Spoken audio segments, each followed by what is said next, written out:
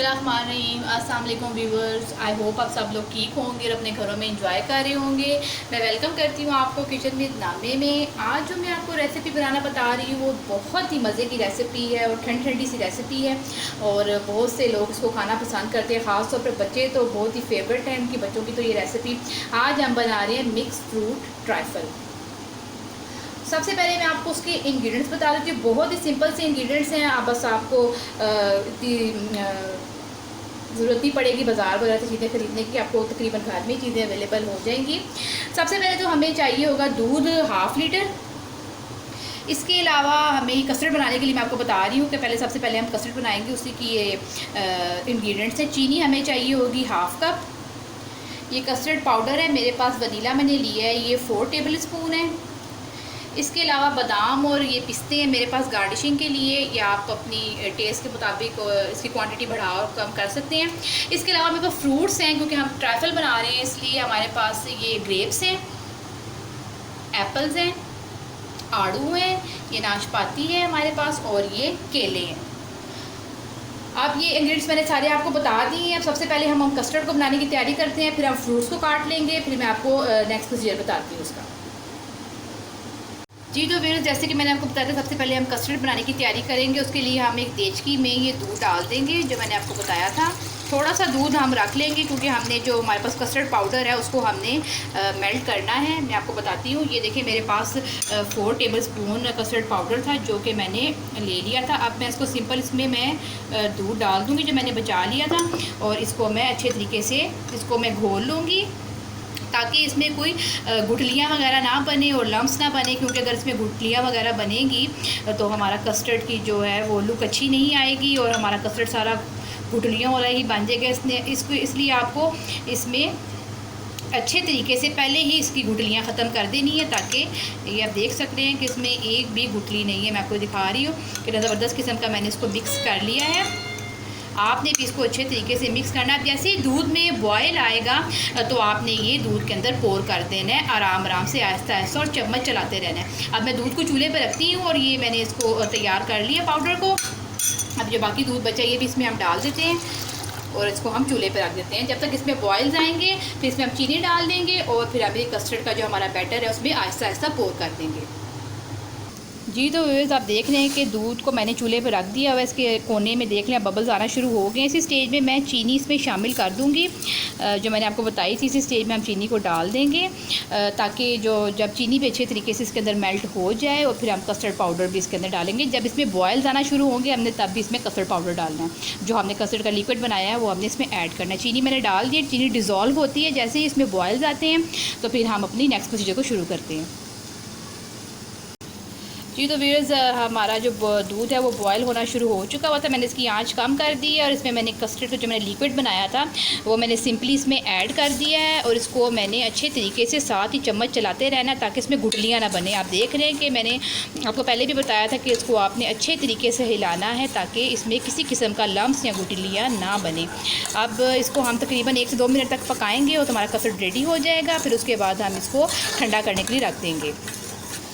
जी तो व्यूअर्स, आप देख सकते हैं कि मैंने इसको अच्छे तरीके से पका लिया है। 1 से 2 मिनट। मैंने आपको उसकी थिकनेस दिखानी थी। आप देख रहे हैं कि हमने इसको ज़्यादा थिक नहीं करना, क्योंकि हमने इसमें फ्रूट्स वगैरह डालने हैं, तो वो हमारे फ्रूट्स भी आपको पता है वो फ्रोज़न हो जाएंगे इसके बीच में डलते, अगर ये थिक हो गया ज़्यादा। तो इसको हमने तकरीबन इसी तरीके से लाइट सा लिक्विड ही रखना है, और ना ही इसको ज़्यादा हमें थिक करना है, ना ही ज़्यादा हमने इसको लिक्विड बनाना है।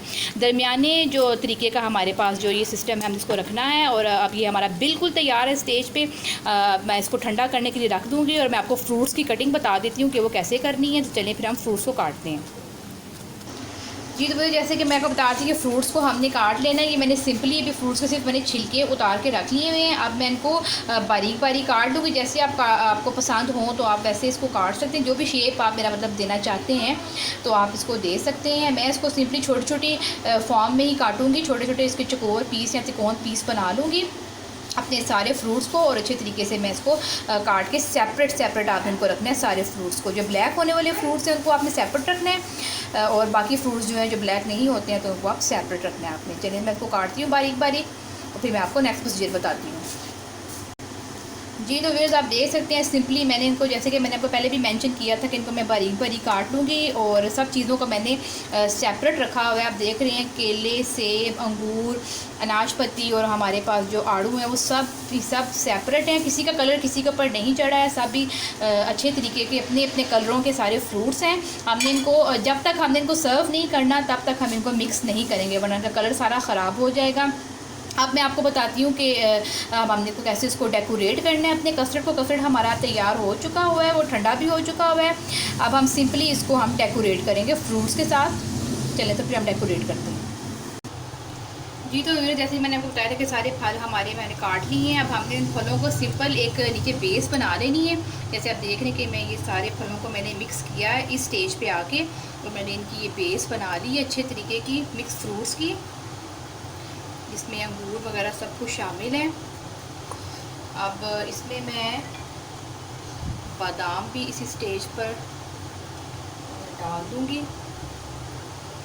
अब हमने जो वो कस्टर्ड बनाया था वो कस्टर्ड हम इसमें पोर कर देंगे। ये कस्टर्ड हमारा ठंडा हो चुका है अच्छे तरीके से। आप देख रहे हैं कि अब हमने इस पर सिंपली कस्टर्ड को पोर कर देना है।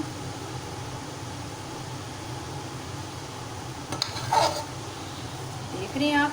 अब हम इसकी दूसरी लेयर लगाएंगे। आप देख रहे हैं सारे हमारे फ्रूट्स छुप चुके हैं, तकरीबन कस्टर्ड की कोटिंग हमने कर दी हुई है। अब हम इसकी एक और लेयर लगा देंगे ऊपर अच्छी सी, वैसे ही फ्रूट्स की जैसे हमने पहले लगाया है। आप इसको ठंडा करके खाएंगे तो ये बहुत ही मज़े का लगेगा और बहुत ही यमी लगेगा। अगर आप इसको ठंडा करके खाएंगे गर्म में इसका मज़ा बिल्कुल भी नहीं आएगा। मैं आपको ये मशवरा दूंगी कि आप इसको बनाने के बाद फ़ौरन फ्रिज में रख दें ताकि ये अच्छे तरीके से चिल हो जाए, फिर आप इसको इस्तेमाल कीजिएगा। अब ये मेरी दूसरी लेयर भी लग चुकी है। अब सिंपली इस पर मैं दोबारा कस्टर्ड पोर कर दूँगी और हमारा ये तैयार हो जाएगा। फिर ऊपर से मैं नट्स डाल दूँगी इसके ऊपर। देख रहे हैं कि मैं इस पर दूसरी लेयर भी लगा रही हूँ ताकि ये अच्छे तरीके से हमारा कवरेज इसकी हो जाए। इसको भी हमने अच्छे तरीके से इसको लेवल में कर लेना है। जैसे आप देख रहे हैं कि मैं इसमें लेवल कर रही हूँ उसको।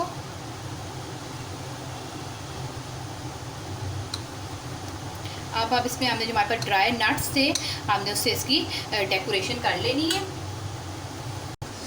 जी तो व्यूअर्स आप देख सकते हैं कि मैंने इसकी गार्निशिंग कर ली है बादामों के साथ और पिस्तों के साथ, और मेरे पास कुछ अंगूर पड़े हुए थे एक्स्ट्रा वो मैंने, और मैंने इसमें चेरीज़ भी डाली हैं गार्निशिंग के लिए। आपको जो भी अगर जेलीज़ हैं आपके पास आप उसकी भी गार्निशिंग कर सकते हैं। आप फ्रूट्स की भी इसमें गार्निशिंग कर सकते हैं क्योंकि हमारा ये फ्रूट ट्राइफल है, इसलिए ये बहुत ही मज़े का लगेगा, टेम्पटिंग लगेगा। जैसे कि मैंने आपको पहले भी मेंशन किया कि आप इसको ठंडा करके ही खाइएगा क्योंकि ये जब ये चिल होगा तो फिर ये बहुत ही मज़े का जायका इसका आता है और ये बहुत ही मज़े का भी लगता है। इसको आप रात के डिनर के बाद भी इस्तेमाल कर सकते हैं। ये बहुत ही मज़े की रेसिपी जो मैंने आपको बताई है, प्लीज़ आपने शेयर करनी है अपने फ्रेंड्स और फैमिलीज़ के साथ और मुझे अपनी दुआओं में आपने याद रखना है। अब मैं नेक्स्ट रेसिपी में आपसे मिलूँगी, तब तक के लिए मुझे इजाज़त दीजिए। अल्लाह हाफिज़।